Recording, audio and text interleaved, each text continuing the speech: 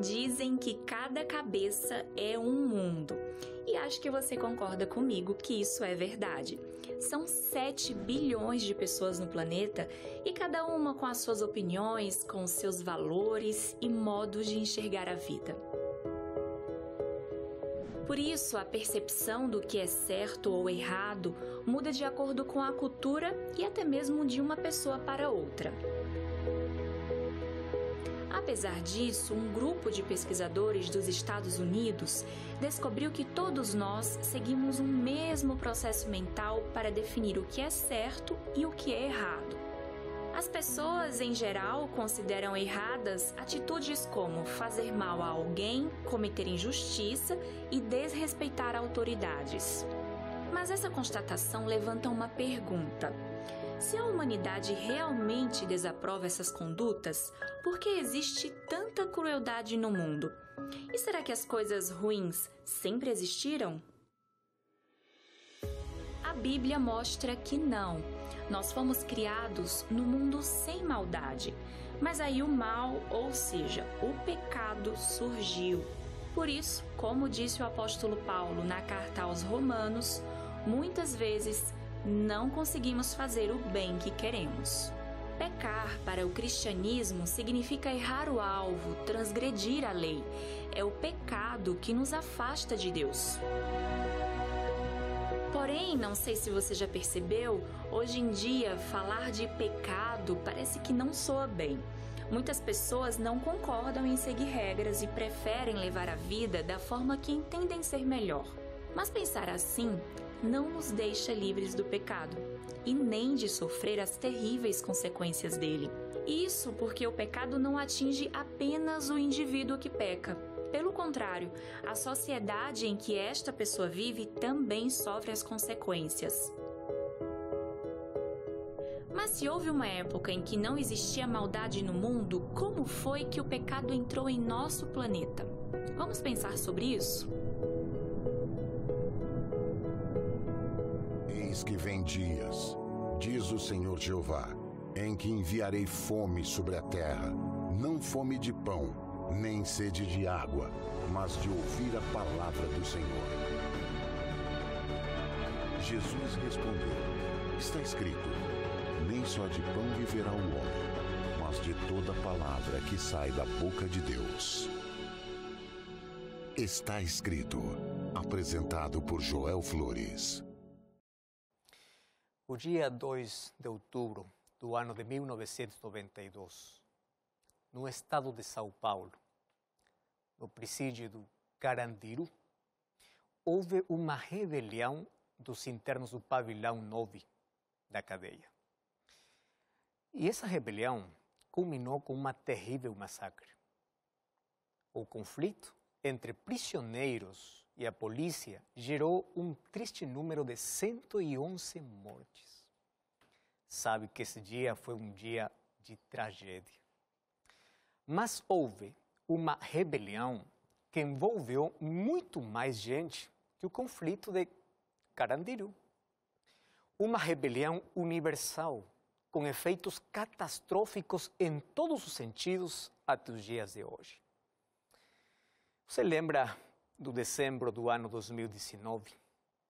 Todos nós fomos surpreendidos por uma notícia que ameaçava com a vida de toda a humanidade. Ouvimos falar do surgimento de uma pandemia chamada Covid-19. Esta pandemia trouxe tanta tragédia, crise, e cada dia leva milhares de pessoas para a morte. Mas a primeira pandemia ocorreu faz milhares de anos atrás, quando em um lugar perfeito apareceu pela primeira vez a mancha do pecado. E sabe onde começou? Lá no céu. Lá no céu, os anjos foram contaminados por o pecado, que foi como uma pandemia. Mas essa pandemia também alcançou aqui a terra. E hoje, o pecado também leva milhares de pessoas cada dia para a morte eterna. Uma rebelião no céu, uma pandemia chamada pecado quebrou a harmonia no universo perfeito que havia sido criado por Deus. Mas ali surge a pergunta: como o pecado apareceu? Como Satanás apareceu se Deus não criou alguém com maldade no seu coração? Graças a Deus que a Bíblia apresenta a origem e o fim do mal. Para isso, eu quero contar o que a Bíblia fala.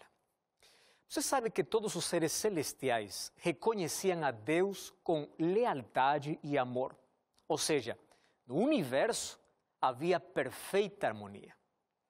Misteriosamente, o mal começou no céu, em um ser totalmente perfeito criado por Deus. Deus criou os anjos com liberdade e vontade para servir ao seu Criador. Porém, um deles perverteu a liberdade. Por isso, tornou-se independente de Deus e se rebelou contra Deus. Na Bíblia, usando a figura dos reis de Tiro e Babilônia, menciona como o pecado começou. Lá no livro de Isaías, capítulo 14, verso 12 ao verso 14, no livro de Ezequiel, capítulo 28, verso 12, verso 14, diz assim, verso 12: Tu és o sinete da perfeição, cheio de sabedoria e formosura.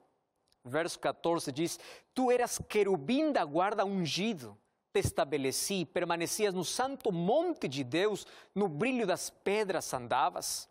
Verso 17 diz: Elevou-se o teu coração por causa da tua formosura, corrompeste a tua sabedoria por causa do teu esplendor, lancei-te por terra. Assim aparece como começou o pecado. E olha só, o pecado começou com um anjo que tinha características muito especiais. Número 1, ele era um querubim protetor. Quem é o querubim? Querubim é uma posição privilegiada entre os anjos. Sabe que o livro de Isaías, capítulo 37, verso 16, diz que Deus mora entre os querubins. Ou seja, os querubins estão diretamente na presença de Deus. Número 2, a Bíblia diz que ele foi criado perfeito. Ou seja, ele tinha prestígio. Seu nome significava portador da luz. Ele tinha glória. A terceira característica que a Bíblia fala é que ele estava cheio de beleza e sabedoria. Ou seja, antes de sua rebelião, Lúcifer era um anjo nobre. Ele era perfeito. Seu porte era majestuoso. Uma luz especial brilhava no seu rosto. No entanto, o orgulho, a inveja e o egoísmo corromperam seu caráter.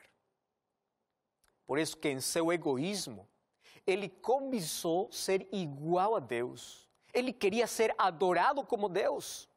Olha o que diz o livro de Isaías, capítulo 14, o verso 13, o 12, diz: Como caíste do céu, ó estrela da manhã. Verso 13, tu dizias no teu coração: subirei ao céu, acima das estrelas de Deus, exaltarei o meu trono. Ou seja, Lúcifer desejava o poder e a posição de Deus.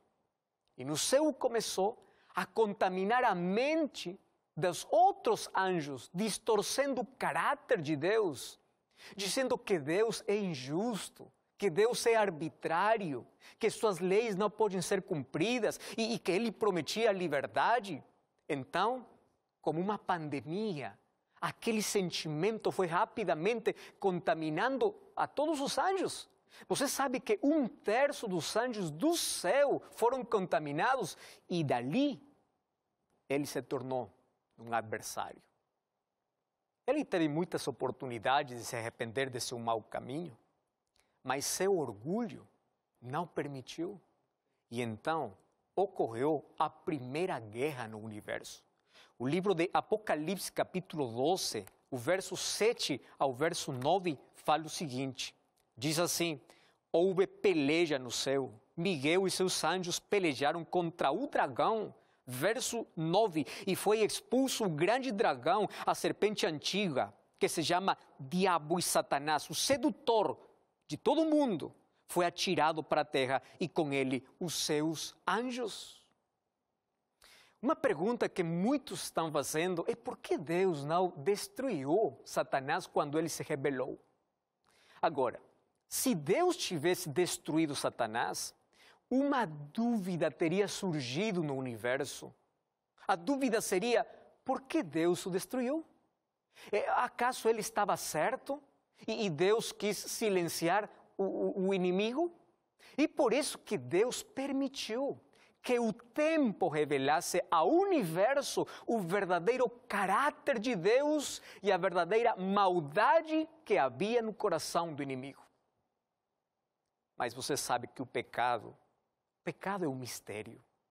Como um coração perfeito foi contaminado?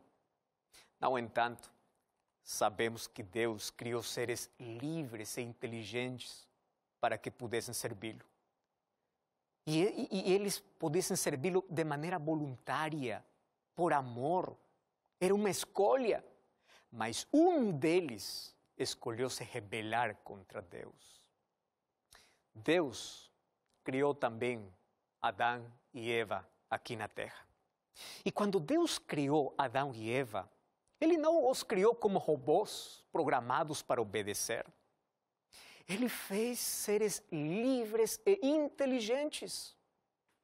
Mas como você pode provar que você é livre? Quando a liberdade é posta à prova. Eles tiveram que passar por um pequeno teste. O livro de Gênesis, capítulo 2, versos 16 e 17, diz que Deus plantou uma árvore lá no meio do jardim do Éden. E Deus proibiu não comer do fruto de uma árvore. Agora, eu digo, este é um pequeno teste, porque teria sido muito difícil se Deus tivesse dito assim, só pode comer o fruto de uma árvore e tudo demais está proibido. É muito difícil.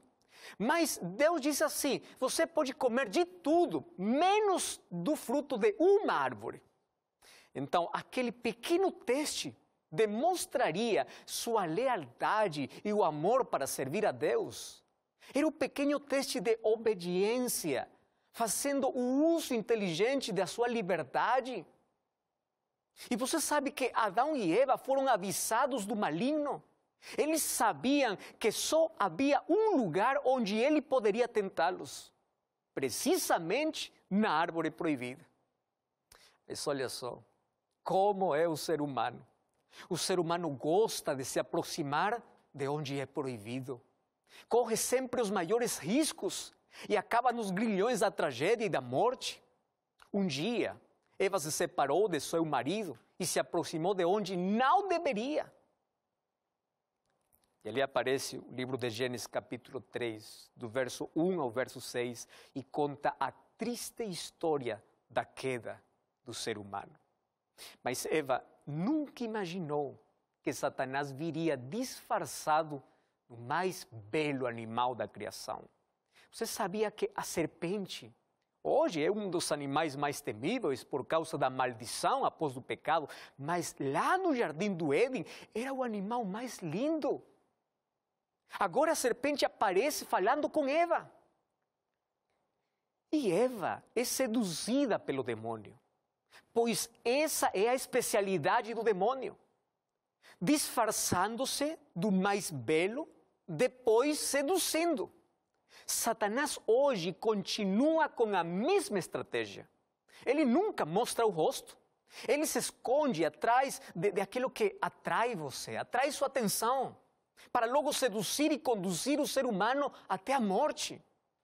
Se o diabo quer arruinar a vida de uma menina, ele vai se esconder por trás de um belo jovem para separá-lo de Deus.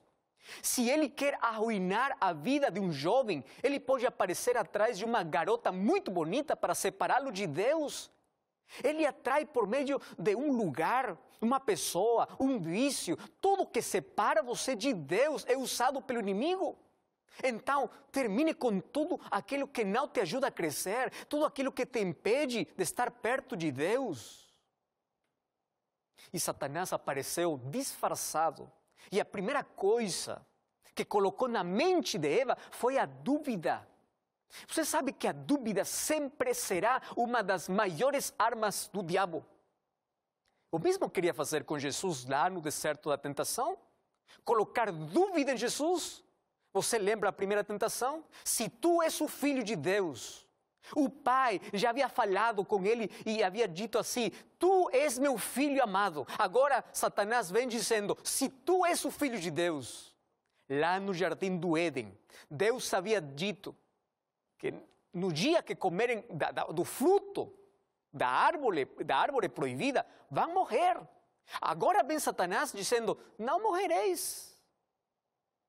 O inimigo tem uma maneira interessante de colocar sua semente em nossa mente. Você sabe qual é? É através dos sentidos. Isso. Os sentidos são as portas do coração. Você decide abrir ou fechar, porque tudo que entra pelos nossos sentidos é com que nós preenchemos nossa mente. Olha só, lá no jardim do Éden aparecem os 5 sentidos. Eva viu o fruto. Número 2, ouviu a serpente. Número 3, pegou do fruto proibido. Número 4, comeu. Ou seja, Eva colocou seu apetite acima da palavra de Deus.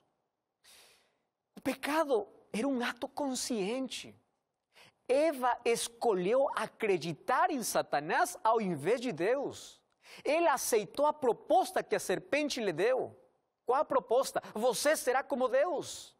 Ela se colocou de lado de Satanás, aceitando viver independente de Deus, sendo seu próprio Deus.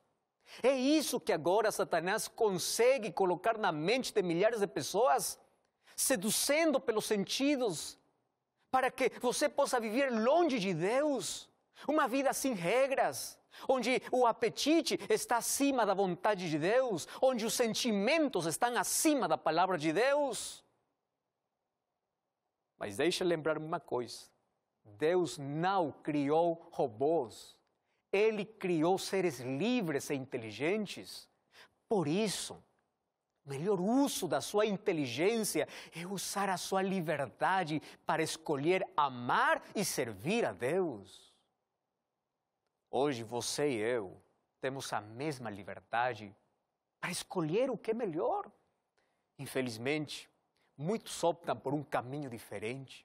Muitos optam por se rebelar contra Deus. Quando o pecado entrou em nosso planeta, afetou tudo. O pecado foi como um vírus que se transmitiu rapidamente. A Bíblia diz no livro de Romanos, capítulo 3, verso 23, porque todos pecaram. E o livro de Eclesiastes, capítulo 7, verso 20, diz que não há pessoa que não peque. Ou seja, todos nós somos pecadores. Desde o momento em que nascemos, carregamos em nossa vida a inclinação de viver independente de Deus. Nós já viemos com o egoísmo enraizado em nosso coração. Diz Davi no livro de Salmos, capítulo 51, verso 5, na maldade eu fui formado. Ou seja, nós já viemos com uma natureza de pecado. O vírus do pecado está dentro de nós. E se não tomarmos o remédio, morreremos lentamente e eternamente. E você sabe que o único remédio para o nosso problema é Jesus Cristo. Sem Jesus estamos perdidos. Ele é o caminho. O pecado nos separou da vida e nos colocou no terreno da morte. E se quisermos viver, temos que voltar a Jesus, porque Ele é vida. Ele é nossa única esperança de vida. Ninguém pode mudar a sua natureza pecaminosa, a menos que permita que Cristo faça. O pecado afetou totalmente o ser humano. Você sabe que o pecado afetou o intelecto humano, as emoções humanas, afetou suas motivações, sua consciência, sua vontade, sua vitalidade. Por isso, o pecado é considerado, é chamado o vírus mais mortal, porque destrói vidas, destrói famílias. E se o ser humano não busca o remédio que é Cristo, A cada dia você vai começar a morrer aos poucos, porque o pecado escraviza, o pecado te faz cego, o pecado faz você acreditar que é livre, para que você possa fazer o que quiser, mas você não sabe que é escravo. O pecado rouba seu sorriso, rouba seus sonhos, rouba sua vida, te deixa vazio e Satanás te faz acreditar que você se está divertindo, quando na realidade você se está destruindo. Por isso quem rejeita a salvação vive em constante autodestruição. Satanás não mudou de estratégia. Ele continua se disfarçando das coisas mais lindas para separar o ser humano de Deus. E quando você se separa de Deus, você se separa da vida. E quando você se separa da vida, você começa a morrer. Quando você se separa de Deus, sua vida é colocada sob o domínio do Satanás. E todos os seus desejos, seus impulsos estão em harmonia com os de Satanás. O livro de Apocalipse, capítulo 12, o verso 12 diz que o diabo desejou com grande ira, sabendo que lhe resta pouco tempo. O apóstolo Pedro, no seu livro, 1 Pedro, capítulo 5, verso 8, diz que ele anda como um leão procurando alguém para destruir. O diabo é muito astuto. Ele é astuto para seduzir, para armar armadilhas. Ele pode até fazer falsos milagres para te separar da verdade. E se não conseguir com tudo isso, então ameaça, coloca dores, sofrimentos, tragédias, pandemias, para que o ser humano culpe a Deus. Para que você pense que Deus te abandonou, que não vale a pena continuar servindo a Deus. E por isso que Satanás comemora quando ele consegue você pensar, quando você acredita que Deus esqueceu de você. Quando você está culpando a Deus por todas as tragédias que acontecem com sua vida. Porém, como Jó, podemos ser fiel na adversidade. Porque Satanás nunca pode devorar, destruir alguém que se apega a Deus. Mesmo quando essa pessoa não entende o que está acontecendo. Mesmo na noite mais escura da sua vida. Para o inimigo destruir a tua vida, primeiro tem que separar você de Deus. Mas enquanto você se aproxime mais de Deus, ele não poderá fazer nada contigo. Por isso o livro de Tiago, capítulo 4, verso 7 diz: submeta-se a Deus, resista ao diabo e ele fugirá de você. Todos os dias você tem dois caminhos. Ou você vai para Deus, ou você começa a fugir de Deus. Todos os dias você escolhe a esperança para a sua vida ou o desespero para a sua vida. A escuridão ou a luz. O livro de João, capítulo 3, verso 19, é um dos textos mais tristes. Ali diz que a condenação para o mundo é que a luz veio ao mundo, mas os homens amaram as trevas mais que a luz. Cada dia você escolhe viver ou morrer. O livro de Deuteronômio, capítulo 30, versos 19 e 20, Deus diz assim: eu coloquei a vida e a morte. Escolhe a vida. Você sabe que este é o maior convite de Deus para você. Deixe o caminho da morte. Mas Deus somente pode convidar, Ele não pode forçá-lo. Porque Deus deu você liberdade de escolha. João, José, Luiz, Rodrigo, escolhe a vida. Cristo é a vida.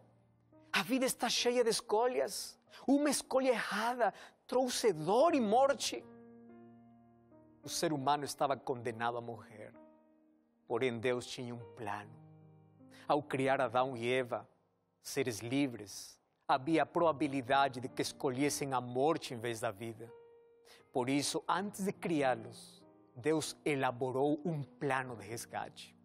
Antes que Deus diga que há luz, na eternidade diz que há uma cruz, porque o resgate seria o sangue de Jesus. Ele tomaria o meu lugar, o nosso lugar. O maior resgate já pago no universo foi o resgate de Jesus pela humanidade. Ele colocou a corona dos espinhos que pertencia a você e a mim, para nos dar uma coroa de glória. Ele tomou o nosso lugar para nos dar um lugar no céu.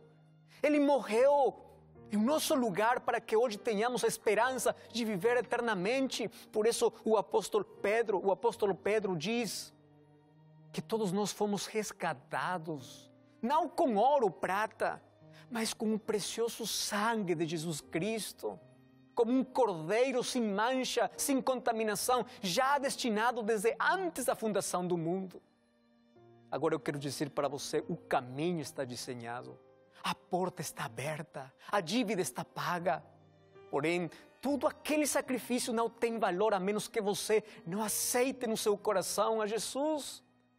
A salvação não tem que ver com o que somos ou com aquilo que oferecemos a Deus.